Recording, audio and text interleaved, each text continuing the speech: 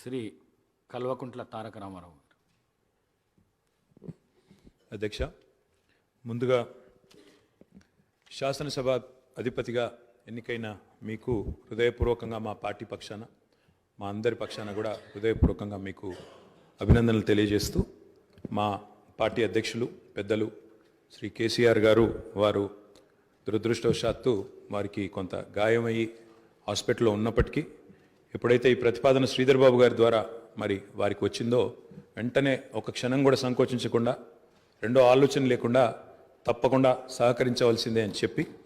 ఏకగ్రీవంగా ఎన్నిక కావడానికి వారు మాకు ఆదేశాలు ఇవ్వడం జరిగింది. దానికి అనుగుణంగానే నిన్న మీ నామినేషన్లో కూడా మేమందరం కూడా పాల్గొనడం జరిగింది. అధ్యక్ష, మీతో వ్యక్తిగతమైన అనుబంధం కూడా నాకు చాలా ఉంది. మీరు 2009 శాసనసభకు ఎన్నికైన నాడు నేను కూడా మీతో పాటు సహచర శాసనసభ్యుడిగా ఉన్నాను.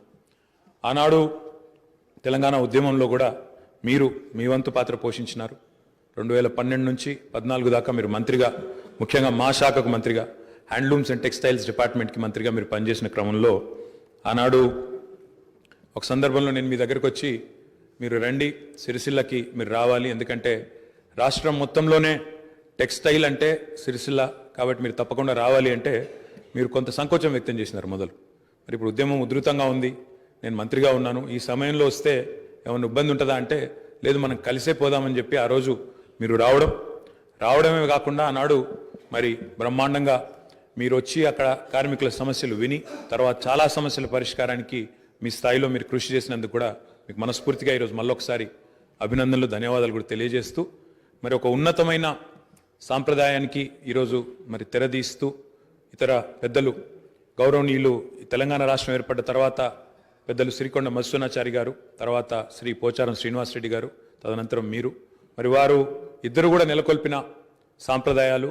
కాపాడిన విలువలు, వాటన్నిటిని మీరు కూడా పరిరక్షిస్తారని మనస్ఫూర్తిగా ఆకాంక్షిస్తూ,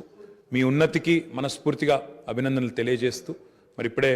పెద్దలు ముఖ్యమంత్రి గారు, ఉప ముఖ్యమంత్రి గారు, మంత్రివర్యులు కూడా చెప్పినట్టు మరి ఈ సభ అందరి సభ, ఈ సభలో ఉండే ప్రతి సభ్యుడి యొక్క గౌరవాన్ని, ప్రతి సభ్యుడి యొక్క హక్కులను, ముఖ్యంగా ప్రజల తరపున మాట్లాడే ప్రతి నాయకుడి యొక్క, ప్రతి గౌరవ సభ్యుడి యొక్క మరి గొంతును వినిపించే విధంగా ఆ బాధ్యత మీరు తప్పకుండా సమర్థవంతంగా నిర్వహిస్తారని మనస్ఫూర్తిగా ఆశిస్తూ, మరి ఒక సామాన్య ఎంపీటీసీ పదవి నుంచి ఈరోజు శాసనసభ స్పీకర్గా ఎదిగిన మీ జీవితం ఏదైతే ఉందో, రాజకీయ ప్రస్థానం ఏదైతే ఉందో, ఇది చాలామందికి తప్పకుండా స్ఫూర్తిదాయకంగా ఉంటుందని చెప్పి మనసారా ఆకాంక్షిస్తూ, మీ బాధ్యతలో మీరు 100% విజయవంతం సాధించాలని మా పార్టీ తరఫున కూడా కోరుకుంటూ మళ్ళొకసారి మీకు అభినందనలు.